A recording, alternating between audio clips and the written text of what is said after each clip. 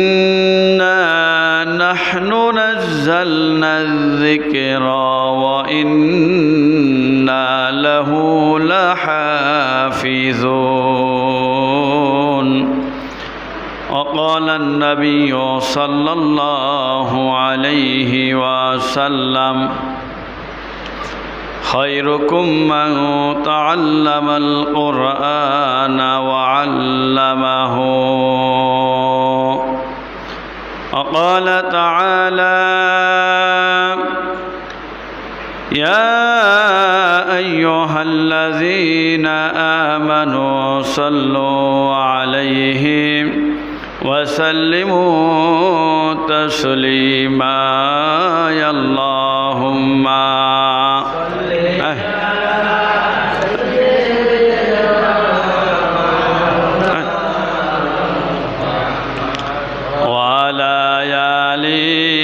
سيدنا مولانا محمد اللهم صل على سيدنا وعلى آل سيدنا محمد الله لا إله إلا هو الله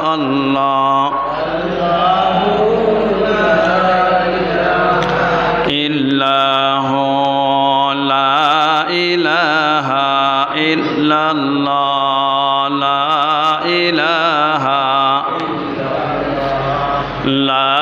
إله إلا الله لا إله حسبي ربي جل الله ما في قلبي غير الله نور محمد صلى الله لا إله إلا الله لا إله إله إلا الله لا إله لا إله إلا الله لا إله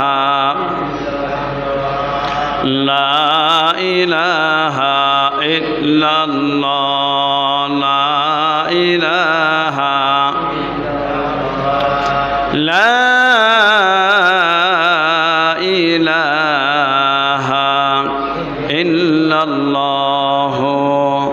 মুহাম্মাদুর রাসূলুল্লাহ সাল্লাল্লাহু আলাইহি ওয়াসাল্লাম।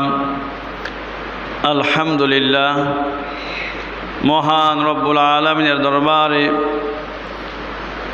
লাখো কোটি শুকর যে আল্লাহ রব্বুল আলামিন আজ পবিত্র জুমার দিন আল্লাহ রব্বুল আলামিনের মহান হুকুম জুমার নামাজ আদায় করার জন্যে আল্লাহ পাকের ঘর মসজিদে আসার বসার তৌফিক দান করেছেন।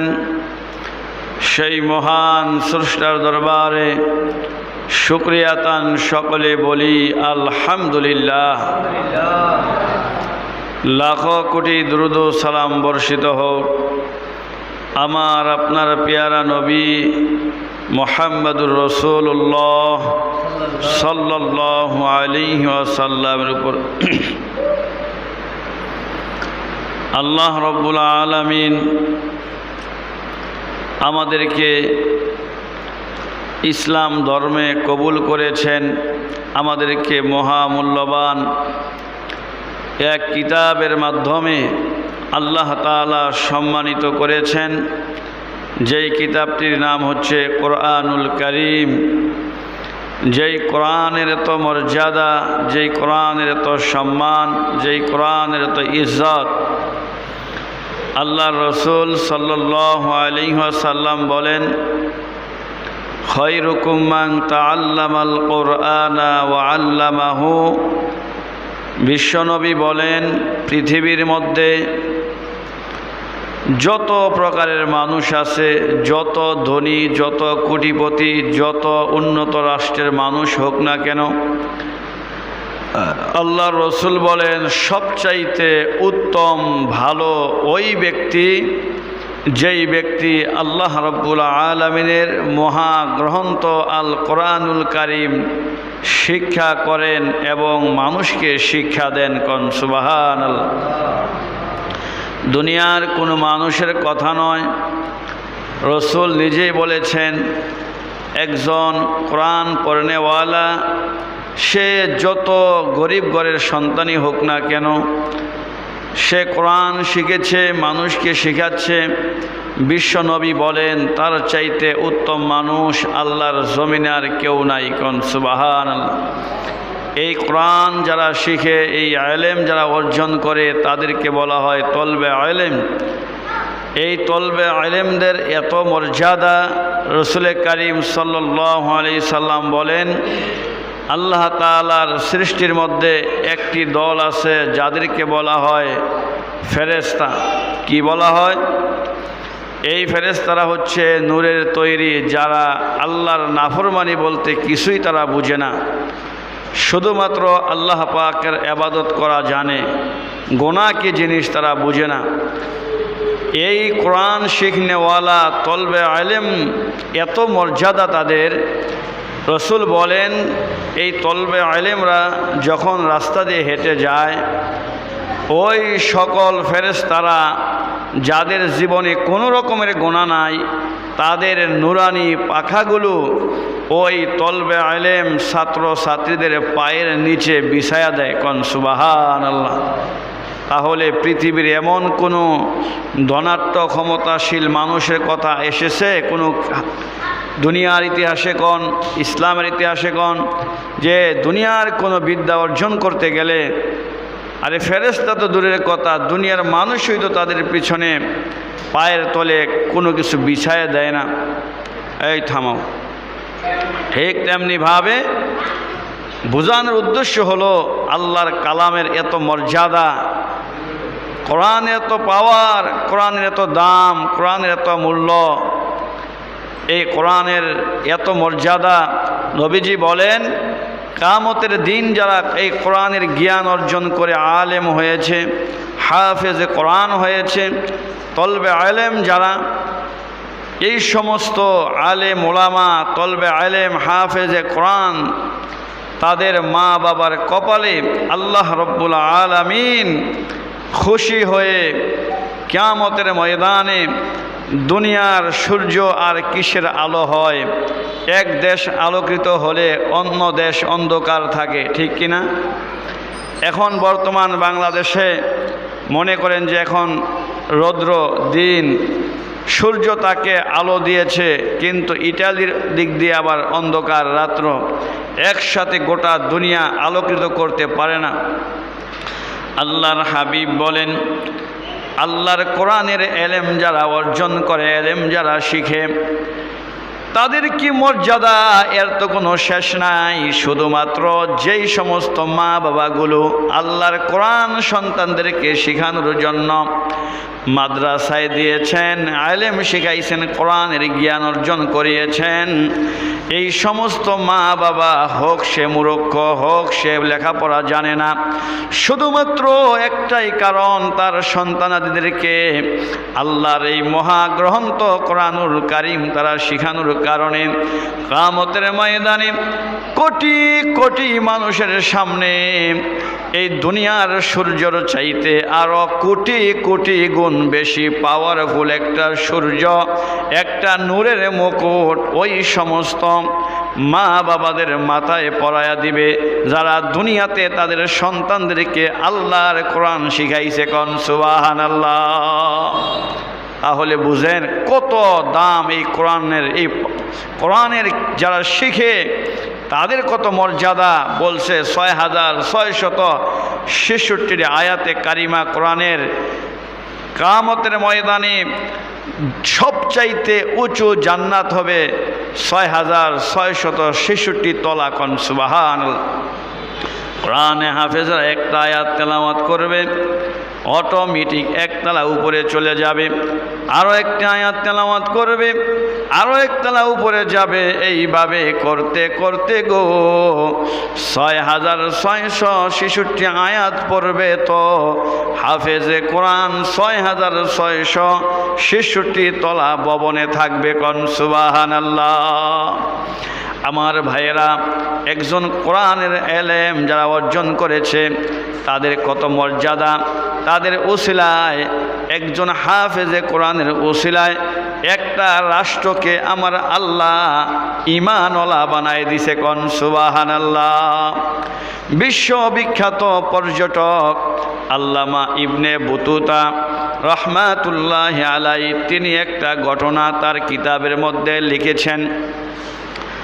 এই পৃথিবীর মধ্যে ছোট্ট একটি রাষ্ট্র রয়েছে, যেই রাষ্ট্রটার চতুর্দিক দিয়ে পানি, মাঝখানে হলো একটা দ্বীপ।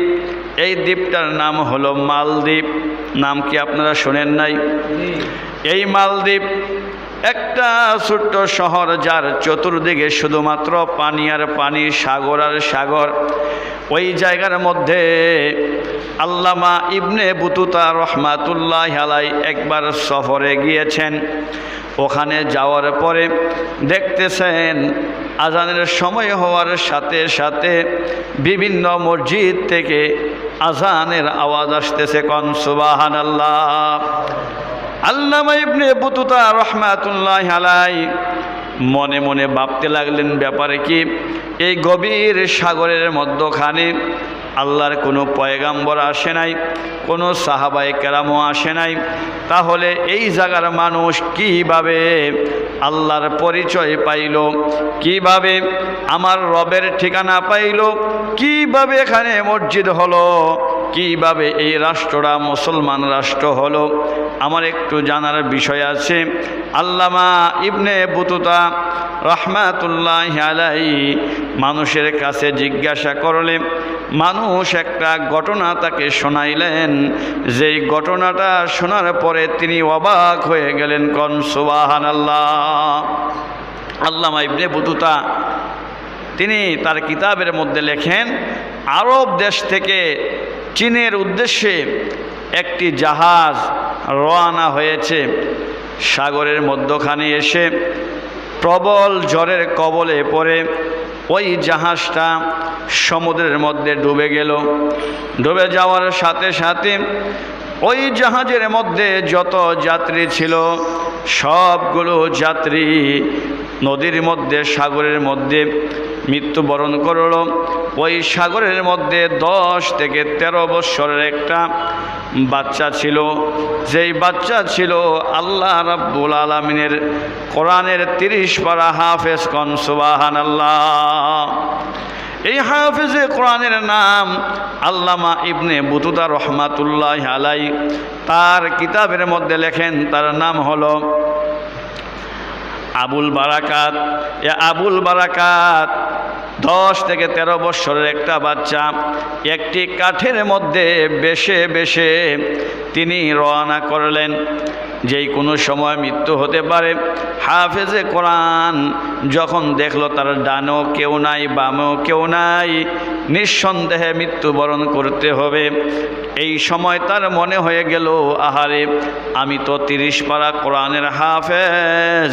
আল্লাহ তো কোরআনে বলেছেন, ইন্না নাহনু নাযালনা যিকরা ওয়া ইন্না লাহু লাহাফিজুন।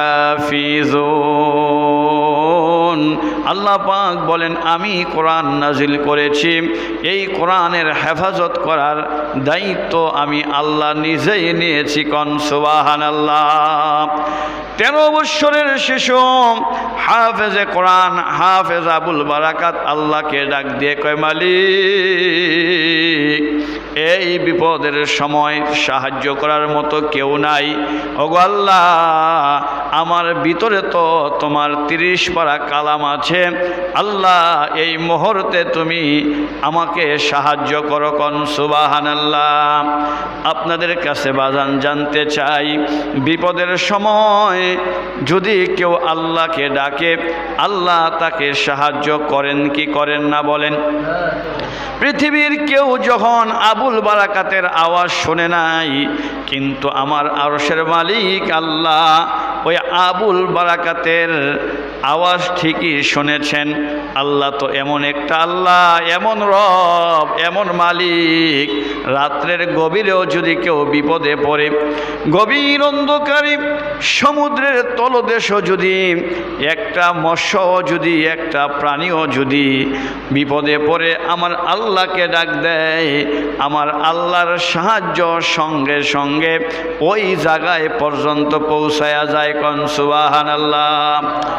আল্লাহর পয়গম্বর হযরত ইউসুফ আলাইহিস সালামের 10 ভাই মিলিয়া যখন আল্লাহর পয়গম্বর ইউসুফকে কূপের মধ্যে ফেলে দিল, দুনিয়ার কেউ দেখে নাই, আল্লাহ বলে যখন ইউসুফ ডাক দেয়, আমার আল্লাহ মুহূর্তের মধ্যে ইউসুফের জন্য সাহায্য পাঠিয়ে দিছে। কোন সুবহানাল্লাহ।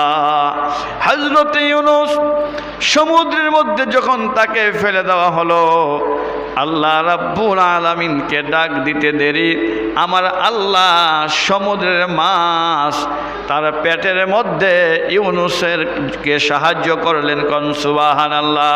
পৃথিবীর যেই কোনো প্রান্তে হোক না কেন, মানুষ বিপদে পড়লে যদি আল্লাহকে অন্তর থেকে স্মরণ করে, আরশের মালিক আল্লাহ তাকে সাহায্য করেন। কোন সুবহানাল্লাহ।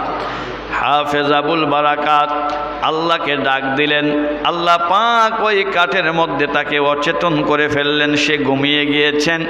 এই কাঠ বাসতে বাসতে বাসতে বাসতে ওই মালদ্বীপের কিনারার মধ্যে যখন যায়, জেলেরা দেখে এই বাচ্চাটাকে উঠায়া তার জ্ঞান ফিরায়, কিন্তু তার ভাষা কেউ বোঝে না। এই আবুল বারাকাত কারো ভাষা বুঝে না। বাজারে নেওয়া হলো, অনেক ইতিহাস রয়েছে। এক পর্যায়ে কেউ যখন বাচ্চাটা গ্রহণ করে না, একটা গরিব মহিলা, তার একটা মাত্র কন্যা সন্তান, ওই মহিলার কোনো পুত্র সন্তান নাই। ওই মহিলার বাড়িতে গিয়ে হাফেজ আবুল বারাকাত তার আকার ভঙ্গিতে বুঝাইলেন, আমাকে একটু থাকার জন্য জায়গা দিবানি।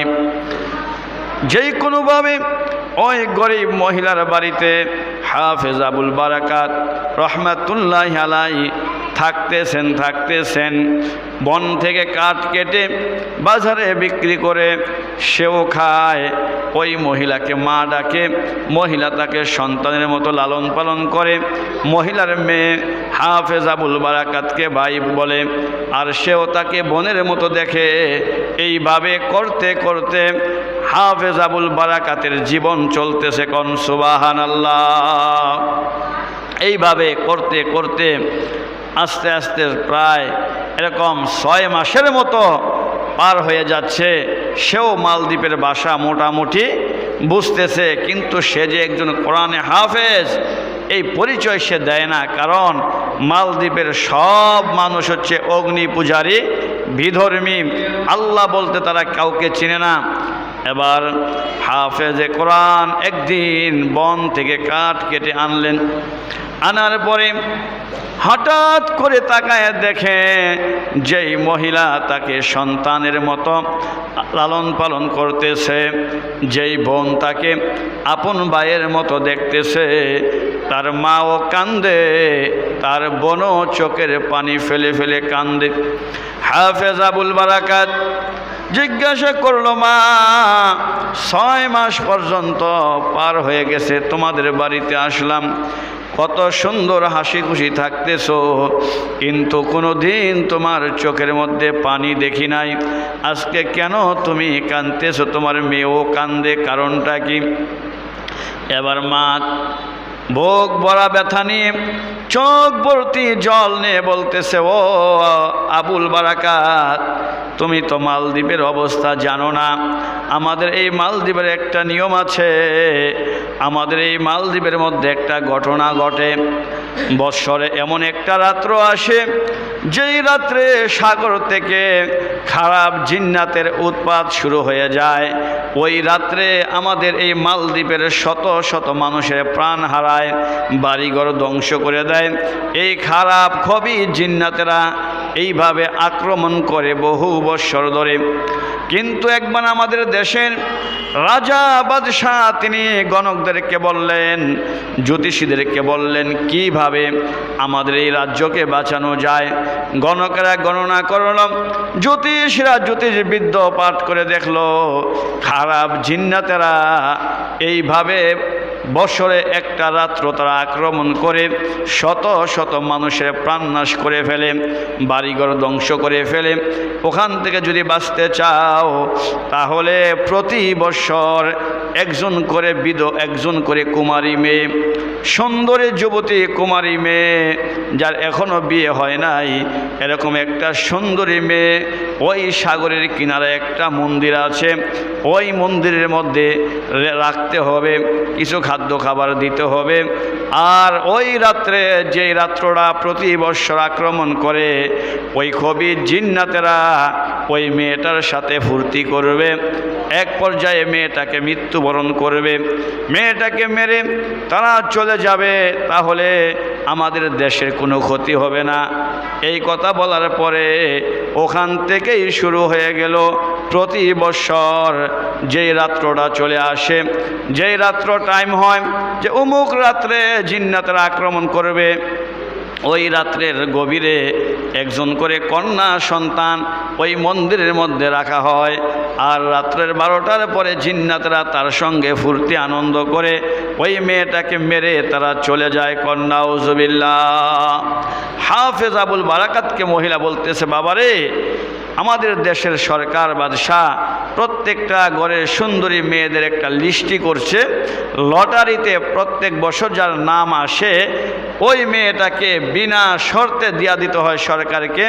সরকার তার পুলিশ বাহিনী দিয়ে রাত্র 12টার আগে ওই মন্দিরের মধ্যে রেখে দিতে হয়। এইভাবে এই সিরিয়াল অনুযায়ী আমার একমাত্র মেয়ের এই বৎসর তার নাম লটারিতে উঠে গেছে। কিছুক্ষণ পর সরকারি লোক চলে আসবে, নিঃসন্দেহে আগামীকাল সকালে আমার মেয়ের লাশ আমাকে নিয়ে আসতে হবে, এই জন্য আমি কাঁদতেছি। হাফেজে কোরআন বলে, মা আর কাঁদতে হবে না, তোমার মেয়েকে তোমার বাবার বাড়িতে পাঠায়া দাও।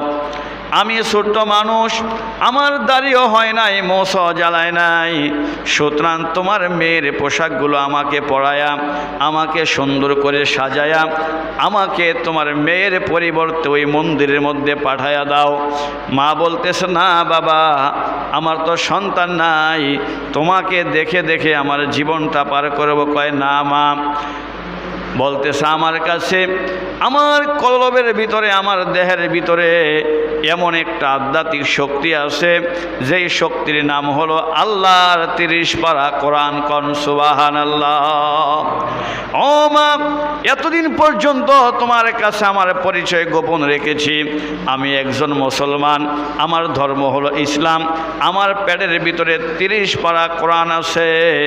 এই কোরআনের সামনে পৃথিবীর কোনো জিন্নাতের শক্তি নাই, সে আমাকে ধ্বংস করবে। কোন সুবহানাল্লাহ। জিন সবচাইতে ভয় পায় আলেম ওলামাদেরকে, কারণ তাদের ভিতরে আধ্যাত্মিক শক্তি আল্লাহর কোরআন আছে। কি আছে? কারণ কোরআনের চাইতে শক্তিশালী এরকম আর কোনো জিনিসই নাই। হোসাইন আহমদ মাদানী রহমাতুল্লাহর নাম শুনছেন, অনেক বড় আল্লাহর ওলি ছিলেন, যিনি ভারত মহাদেশে ইংরেজদের বিরুদ্ধে আন্দোলন পর্যন্ত করেছেন। মসজিদে নববী মদিনার পাশে তিনি 18 বছর পর্যন্ত তিনি বুখারী শরীফ পড়াইছেন। যদি হাদিস পড়াইতে গিয়ে কোনো সমস্যা বুঝতে না পারে, রসুলের রওজা পাকের সামনে গিয়ে বলছে, ইয়া রাসূল আল্লাহ, আপনার এই হাদিস আমি একটু বুঝতে পারতেছি না। আল্লাহর রসুল রওজার ভিতর থেকে আওয়াজ দিয়ে তাকে বুঝাই দিতেন। কোন সুবহানাল্লাহ। কত বড় আল্লাহর ওলি ছিলেন বলেন সুবহানাল্লাহ। এ হোসাইন আহমদ মাদানির কাছে এক লোক আইসা বলল, হুজুর, জিন্নাতেরা আমার বাড়িতে বড় আক্রমণ করে, অত্যাচার করে। হোসাইন আহমদ মাদানি একটা কাগজের টুকরা লিখা দিলেন আর বললেন, এটা তোমার ঘরের মধ্যে রাখবা, খবরদার আমি যতদিন বেঁচে থাকি এই কাগজে কি আছে খুলিয়া দেখবা না। এই লোকটা কাগজের টুকরাটা ঘরের মধ্যে নিলেন, নেওয়ার পর থেকে আর জিন্নাতে কোনো আক্রমণ করে না, ক্ষতি করে না, তাকে তো করেই না। এলাকার মধ্যেও কোনো মানুষ এরকম অভিযোগ আনে না যে জিন্নাতে তাদেরকে সমস্যা করে, আগে বলতো। কিন্তু এই লোকটার মনে আশা, কি এমন কি লেখছে যে জিন্নাতে আর আক্রমণ করে না, দেখার বড় শখ, আগ্রহ। কিন্তু ওই যে হোসাইন আহমদ মাদানি, তিনি নিষেধ করছেন আল্লাহর ওলিরা তাদের কেরামতি, তাদের বুজুর্গ তারা থাকতে দুনিয়াতে প্রকাশ করতো না, গোপন রাখত। অনেক দিন পর তিনি ইন্তেকাল করলেন। ইন্তেকালের পরে ওই লোকটা কয়, দেখি এর মধ্যে এমন কি দোয়া কালাম লিখছে। খইলা দেখে এই কাগজের টুকরার মধ্যে শুধুমাত্র এক লাইনে ছোট্ট একটা লেখা, এর মধ্যে লেখা হচ্ছে, এ জিন্নাত, আমি হোসাইন আহমদ মাদানি বলছি, এই গ্রাম তো দূরের কথা, এই রাজ্য ছেড়ে তুমি চলে যাইবা। কোন সুবহানাল্লাহ। শুধু এতটুকু লেখা যে আমি হোসাইন আহমদ মাদানি বলছি, এই বাড়ি তো আছেই, এই রাজ্য ছেড়ে তুমি চলে যাইবা। এই একটা কথায় জিন্নাত পর্যন্ত দেশ থেকে পলায়ন করছে। কোন সুবহানাল্লাহ। তাহলে একজন আলেমের কত দাম, কত মর্যাদা, কারণ তাদের ভিতরে আল্লাহর কালাম আছে, কোরআনের জ্ঞান আছে। কোন সুবহানাল্লাহ। হাফেজ আবুল বারাকাত কয়, মা তুমি কোরআন জানো না, কোরআন বুঝো না, কিন্তু আমার বিশ্বাস যে আল্লাহ আমাকে সাগরের মধ্যে বাঁচিয়েছেন, ওই আল্লাহ ওই মন্দিরের মধ্যে জিন্নাতদের থেকেও আমাকে বাঁচাইবেন। যাই হোক, অনেক লম্বা ঘটনা। এবার তাকে সাজিয়ে গুজিয়ে যখন পুলিশের কাছে দিয়ে দেয়, পুলিশ তাকে নিয়ে ওই মন্দিরের মধ্যে রেখে আসে। রাত্র যখন 12টা হয়ে গেল, আমার ভাইয়েরা সাগরের দিকে তাকায়া দেখে হাফেজ আবুল বারাকাত, জিন্নাতের উত্তাল শুরু হয়ে গেছে, বড় বড় ঢেউ হয়, স্টিমার জাহাজের মতো কি যেন উপরে উঠে আবার নামে, আস্তে আস্তে করে মন্দিরের দিকে আসতেছে। কিন্তু হাফেজ আবুল বারাকাত রহমাতুল্লাহ আলাইহি 13 বছরের বালক, তিনি আল্লাহর কোরআনুল কারীম থেকে সূরাতুল ইয়াসিন তেলাওয়াত করা আরম্ভ করছে। কোন সুবহানাল্লাহ। কোরআন তেলাওয়াত করার আগে আল্লাহর কাছে সেজদা দিয়ে দোয়া করছে, আল্লাহ আজকে প্রমাণ হবে ওই জিন্নাতের শক্তি বেশি না তোমার কোরআনের শক্তি বেশি। হাফেজ আবুল বারাকাত একটা করে আয়াত তেলাওয়াত করে, আর একটা করে আয়াত তেলাওয়াত করে একটা করে ফু দেয়, একটা করে আয়াত যেন একটা অ্যাটম বোমা হয়ে ওই জিন্নাতের গায়ে আক্রমণ করে। কোন সুবহানাল্লাহ।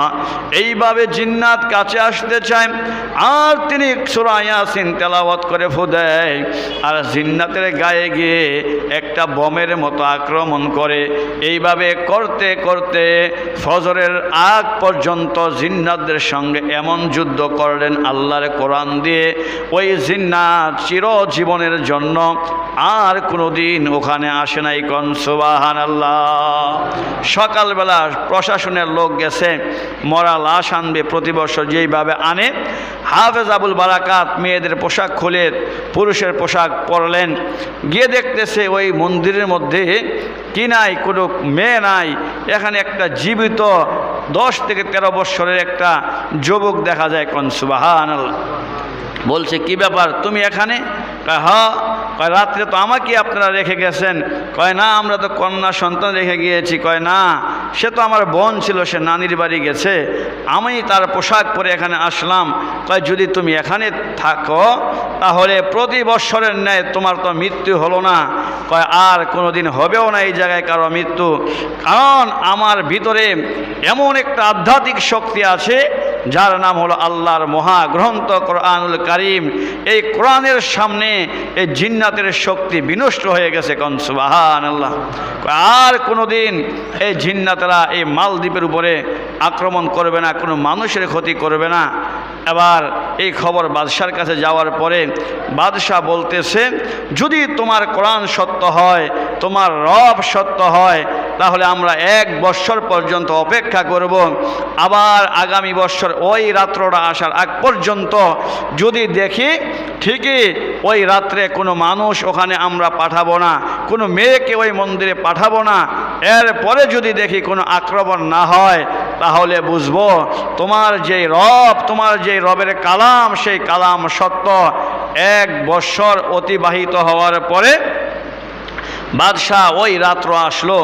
ওই রাত্র আসার পরে কোনো কন্যা সন্তান দেয় নাই, কিন্তু দেখা যায় সারা রাত্র পার হয়ে সকাল হয়ে গেল, কোনো জিন্নাত আক্রমণ করে নাই। কোন সুবহানাল্লাহ। এ হাফেজ আবুল বারাকাত রহমাতুল্লাহ আলাই 13 বৎসরের যুবকেরা হাত ধরে মালদ্বীপের রাজা বাদশাহ সহ সমস্ত অগ্নি পূজারীরা এক কালিমা পড়ে মুসলমান হয়ে গেছে। কোন সুবহানাল্লাহ। এক হাফেজে কোরআনের কারণে, একজন কোরআনের ছাত্রের কারণে আল্লাহ তাআলা একটা রাষ্ট্রকে এরকমভাবে মুসলমান বানায় দিছে। ওখান থেকে, ওই দিন থেকে এই মালদ্বীপ মুসলিম রাষ্ট্র হিসাবে পরিচিত লাভ করছে। কোন সুবহানাল্লাহ। এই জন্য ভাই ও দোস্ত বুজুর্গ, হাফেজে কোরআন যারা, আলেম ওলামা যারা, তাদের অনেক দাম, অনেক মর্যাদা, কিন্তু আমরা তো বুঝি না। বাদশাহ আকবর নাম শোনেন নাই? মোগল সম্রাটের বাদশাহ আকবর, সে নাম মুসলমান কিন্তু নাস্তিক্যবাদীদের সাথে মিল ছিল। তার ক্ষমতা অনেক দিন টিকিয়ে রাখার জন্য সে হিন্দু, বৌদ্ধ, মুসলমানদের ধর্মের মধ্যে একটা মিলমিশ করছে, একটা নতুন ধর্ম বার করছে যার নাম দ্বীন ইলাহি। ইতিহাস যারা পড়েছেন দেখবেন, এই দ্বীন ইলাহি নামের একটা ধর্ম, যে মুসলমান হিন্দু মেয়ে বিয়া করবে, তাকে মুসলিম বানানোর দরকার নাই, মুসলিম ছেলেরা মুসলমান মেয়ে বিয়া করবে, ধর্ম পাল্টানোর দরকার নাই, এইভাবে একটা আইন করছিল। কিন্তু ওই যুগের আলেম ওলামারা, তৌহিদি জনতারা আন্দোলন করে ওই বাদশাহ আকবরকে পতন ঘটায়া দ্বীন ইলাহি ধর্ম বাদ দিয়ে এক আল্লাহর ইসলাম ধর্ম কায়েম করেছিল। কোন সুবহানাল্লাহ। ওই আকবরের জামানা একজন মুজাদ্দেদ আলফে সানি, বড় আল্লাহর ওলি ছিলেন, মুজাদ্দেদ আলফে সানি রহমাতুল্লাহ আলাইকে বাদশাহ আকবর জেলখানায় বন্দি করছেন। বন্দি করার পরে একটা বাঘ ছেড়ে দিয়েছে এই আলেমকে খাওয়ার জন্য। কোন নাউজুবিল্লাহ। বাদশাহ আকবর তাকায় দূর থেকে, কিভাবে হুজুরের কলিজারা বের করে বাগে, কিভাবে থাপা দেয়, কিভাবে গাঁটটা মটকায়া ভেঙ্গে ফেলে। কিন্তু বনের বাঘ যখন হুজুরের কাছে গেলেন, যাওয়ার পরে হুজুরের পায়ের সামনে বসিয়া লেজটা লড়ায় আর বলে, হুজুর আপনার ভিতরে আল্লাহর কালাম আছে, দুনিয়ার কোনো মানুষ আপনাকে না চিনলেও আমি বনের বাঘ আপনাকে চিনতে ভুল করি নাই। কোন সুবহানাল্লাহ। হুজুর বনের বাঘ আমি আপনাকে চিনতে ভুল করি নাই। বাদশাহ আকবর হয়তো আপনাকে চিনতে পারে নাই, কিন্তু আমি বনের বাঘ আপনাকে চিনেছি। আপনার ভিতরে আল্লাহর কালাম, যাদের ভিতরে আল্লাহর কালাম আছে তাদের উসিলাই তো আল্লাহ গোটা দুনিয়া ঠিক রাখছে। কোন সুবহানাল্লাহ। হাদিসে আছে, একজন আলেম যতদিন দুনিয়ায় থাকবে ততদিন পর্যন্ত আসমান ঠিক থাকবে, জমিন ঠিক থাকবে, আল্লাহ দুনিয়াতে কিয়ামত ঘটাইবেন না। কোন সুবহানাল্লাহ। এত মর্যাদা, এত দাম। এই জন্য আমরা আসুন কোরআন শিখি। কোরআন যারা শিখছে, যারা শিখায়, তাদেরকে মহাব্বত করি, তাদেরকে ভালোবাসি। রসুল বলছেন আলেম হও, আর না হয় আলেমের মা বাবা হও, আর না হলে তাদেরকে সাহায্য করে নেওয়ালা হও, আর না হয় তাদেরকে ভালোবাসনেওয়ালা হও, কিন্তু 5 নাম্বার হয়েও না, মানে তাদের সাথে দুশ্মনী করতে যেও না। যুগে যুগে দেখেন যে আলেমুল আমাদের সাথে দুশ্মনী করছে। আজকে তাদের পরিস্থিতি লক্ষ্য করে দেখেন, যারা বিনা অপরাধে আলেমদেরকে জেলখানায় বন্দি করেছিল, বিনা অপরাধে গরুর মতো তাদেরকে রশি কোমরে বেঁধে জেলখানায় ঢুকাইছিল, আজকে তারা তাদের জায়গায় থাকতে পারে নাই। আজকে সে আলেমেরা মুক্ত আকাশে ঘুরতেছে, মুক্ত আকাশের নিচে জমিনে তারা খোলামেলা ঘুরতেছে, কিন্তু তারা ওই খাসার ভিতরে বন্দি হয়েছে। কথা ঠিক কিনা? এই জন্য কোরআন যারা শিখছে তাদের অনেক দাম, অনেক মর্যাদা। আল্লাহ তাআলা আলেম ওলামা তলবে আলেমদেরকে মহাব্বত এবং ভালোবাসার তৌফিক দান করুক, মসজিদ মাদ্রাসাকে মহাব্বত করার তৌফিক দান করুক।